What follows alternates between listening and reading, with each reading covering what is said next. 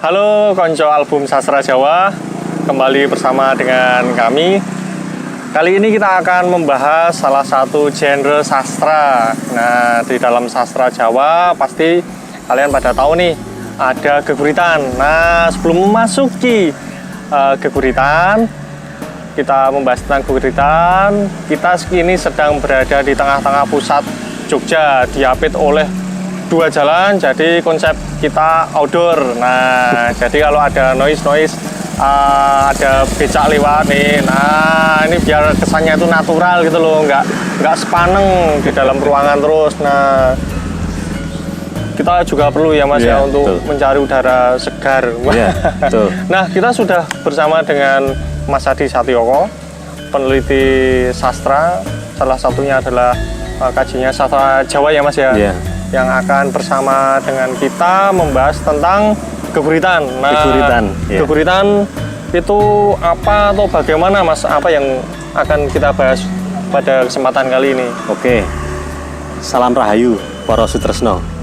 Jadi begini Mas Afang ya, senang sekali kita bisa secara leluasa mendiskusikan sastra. Karena sastra itu sebenarnya adalah sebuah gambaran dunia. Gambaran kemanusiaan yang kita kemas di dalam berbagai bentuk ekspresi. Salah satunya adalah geguritan. Nah, geguritan itu apa? Geguritan itu adalah puisi Jawa modern. Puisi Jawa modern. Puisi Jawa modern, ya. Kenapa disebut puisi Jawa modern? Karena ekspresi geguritan ini ketika dituliskan itu tidak mengenal paugeran-paugeran atau kaidah-kaidah tertentu. Ya, jadi batasannya itu adalah batasan estetik saja. Ya. Jadi semisal tidak harus 5 baris, tidak harus 10 baris, tidak harus 3 baris, tidak seperti itu. Berarti mardika ing ekspresi. Ekspresi. Mantap. Ya. Tapi perlu menjadi catatan juga ya, bahwa kita mempunyai dua genre atau jenis ya. Jadi jenis prosa dan puisi ya. Dalam sastra itu ada genre besar atau jenis besar itu prosa dan puisi. Terkadang ya kita itu membaca puisi itu tetapi isinya seperti prosa. Ini bagaimana? Iya kan? Kadang-kadang seseorang ingin menulis puisi, menulis geguritan, tetapi isinya itu malah seperti prosa. Ya, jadi kurang puitis begitu ya.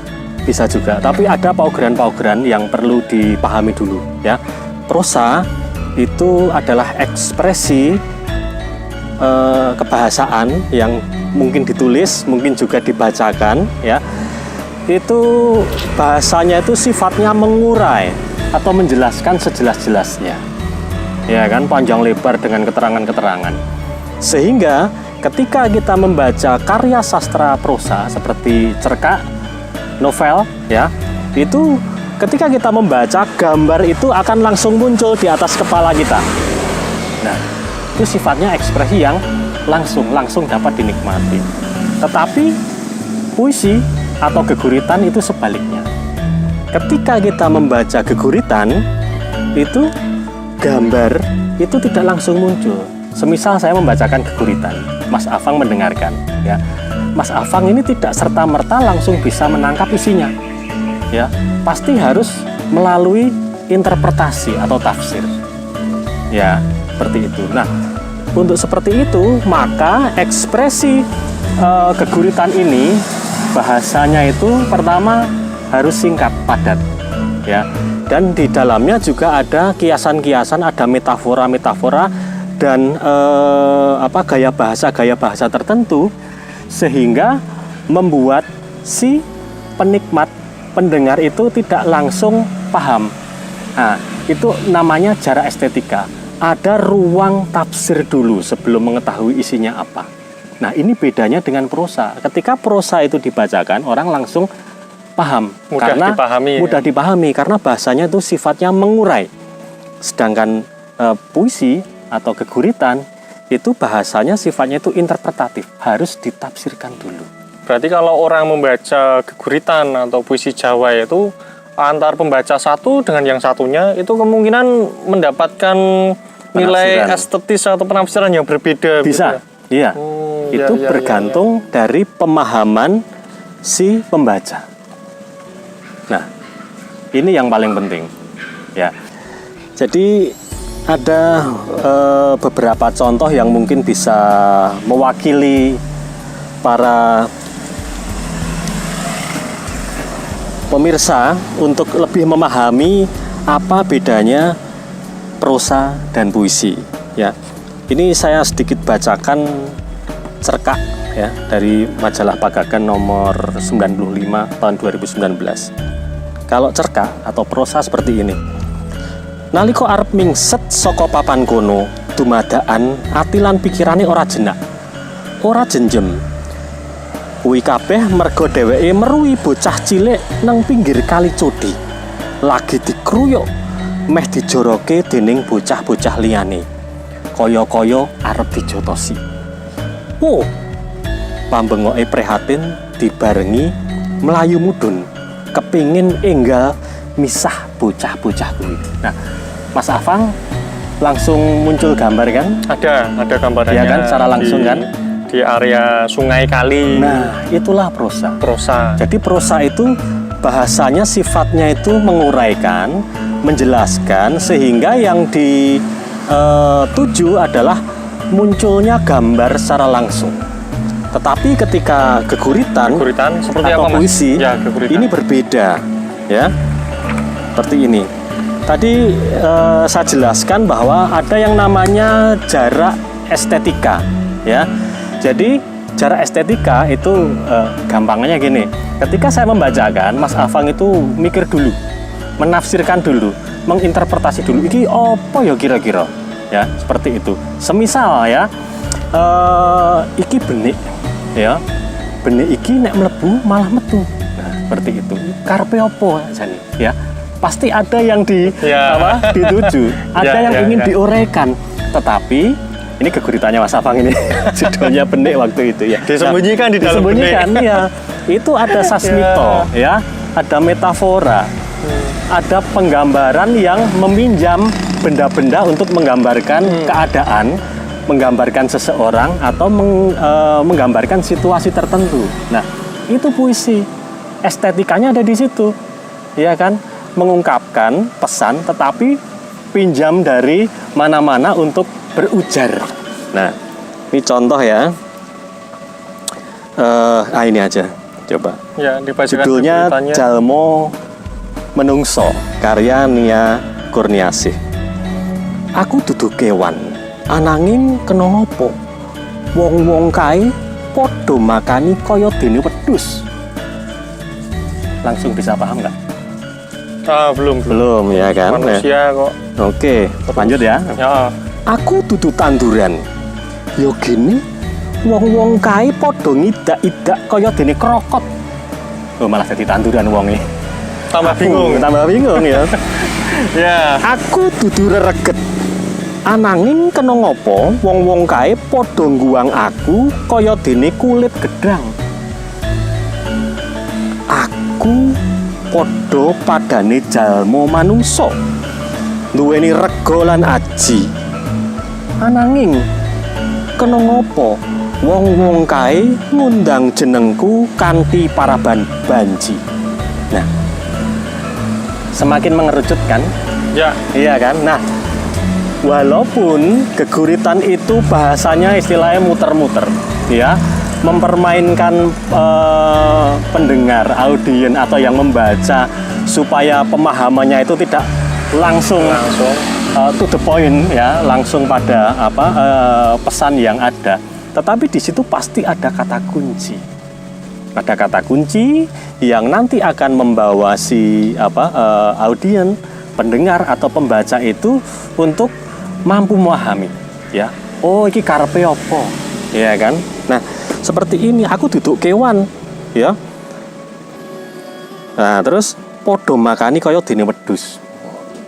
Kita meminjam wedhus itu untuk menyetarakan si aku ini dengan hewan, perlakuannya. Kenapa aku diperlakukan seperti hewan. Ya, kemudian kenapa aku juga diinjak-injak seperti krokot? Krokot itu kan tanaman yang merambat di tanah. Di tanah, ya, ya, dia di bawah. tidak tumbuh tinggi. Ya, seperti akar rumput lah itu seperti itu. Aku dudu reget. Kenapa? Podong guang aku kaya dene kulit gedang. Nah, ini kan sebenarnya clue atau kunci-kunci yang mengarahkan pembaca untuk paham, oh, wong iki terlunta-lunta. Wong iki merasa disepelekan, wong iki merasa disingkirkan. Iya, dianggap seperti yang pertama seperti wedhus, sosok wedhus tadi. Betul. Seperti hewan. Terus yang kedua seperti dianggap seperti krokot. Iya. Sesuatu tanamannya di bawah terus diinjak-injak. Diinjak-injak, tidak ada harganya. Kemudian yang ketiga seperti kulit pisang. Cluenya seperti kulit gedang. Kulit gedang. Dibuang. Pisang yang selalu tidak dipakai dibuang. Betul. Lagi terus opo?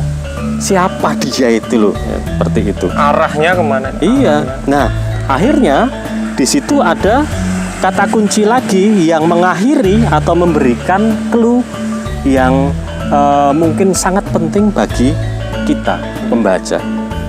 Ngundang jenengku kanthi paraban banji. Oh. Nah, secara umum memang ini kaum marginal. Oke. Kaum marginal yang bagi sebagian orang itu memang dipandang sebelah mata. Tetapi tidak bisa dipungkiri mereka adalah manusia seperti kita juga. Sama-sama manusia. Iya, dengan anugerah yang berbeda. Iya. Nah, inilah Mas Afang dan Para Sutresno. Geguritan itu seperti ini. Kadang-kadang berujar, meminjam kata dari sana, dari sini, dari situ. Alam semesta ini diambil untuk dijadikan bantuan ekspresi. Iya kan? Ada hal-hal yang memang disingkat di situ. Ya, ketika mungkin si penulis ini mengambil kulit pisang, kulit gedang tadi, itu pasti dalam rangka fungsi. Tidak asal mengambil kata-kata itu disejajarkan kemudian dirantam ditulis berbaris-baris, tidak seperti itu. Tetapi benar-benar dipilih. Nah, pilihan itu namanya diksi, ya. Jadi setiap penggurit itu harus mempunyai bekal diksi yang banyak.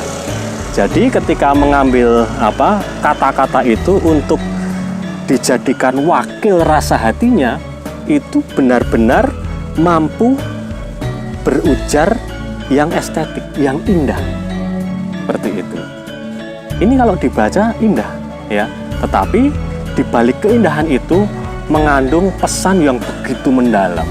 Jadi sebisa mungkin kita mencipta geguritan itu ya rasa geguritan. Geguritan, rasa geguritan. Jangan sampai geguritan rasa prosa. Atau lagi geguritan rasa nasi goreng. Nah, itu dia ya. Karena tadi sudah dijelaskan kaidah-kaidahnya kalau geguritan itu bahasanya padat dan singkat, kias. Itu dia. Ada tafsir.